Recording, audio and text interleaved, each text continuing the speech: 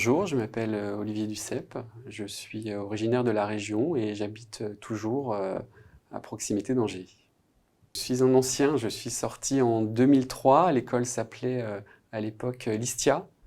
Et donc en 2003, il y avait encore un DESS qui s'appelait le DESS CACI, donc qui correspond au parcours d'ingénieur aujourd'hui. Aujourd'hui, donc, je travaille sur Angers au sein d'un groupe d'électronique de la région qui s'appelle Eolan et j'occupe le poste de responsable du système de management qualité, santé, sécurité, environnement au sein de ce groupe. En quoi ça consiste? Je coordonne l'ensemble des certifications ISO de l'ensemble de nos sites, ce qui fait, donc on a environ 9 sites à l'échelle européenne et je coordonne environ 20 à 25 certifications chaque année. Petite anecdote, effectivement, donc quand je suis sorti en 2003 par le stage de fin d'études, la soutenance s'est déroulée devant les étudiants de l'année d'après et j'ai été embauché directement par mon entreprise à l'issue de ce stage. Et à l'issue de la soutenance, je n'étais pas encore sorti de la salle que déjà mon nouvel employeur me demandait de voir avec l'école pour prendre un projet industriel, donc 2 nouveaux étudiants, et ensuite prendre un stagiaire. Donc en moins d'une journée, je suis passé d'étudiant à employeur finalement.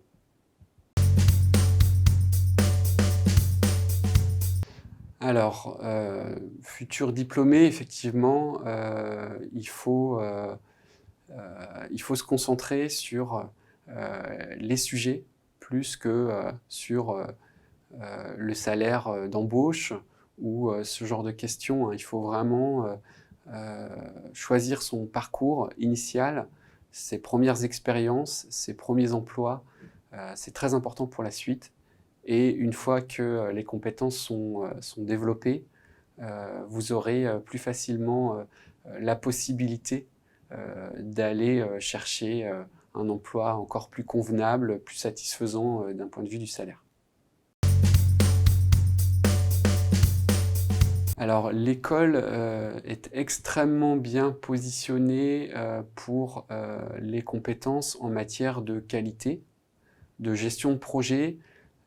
Ça, c'est vraiment le savoir-faire de l'école depuis déjà 20 ans et même les années précédentes. Moi, dans ma société actuelle, je croise beaucoup de monde issu de l'école, des gens qui peuvent occuper des postes de directeur de site aujourd'hui chez nous, par exemple. Donc c'est vrai que l'école fournit les compétences de base pour savoir discuter avec tous les métiers, tous les profils, et savoir se positionner tant sur des aspects techniques que sur des aspects de gestion.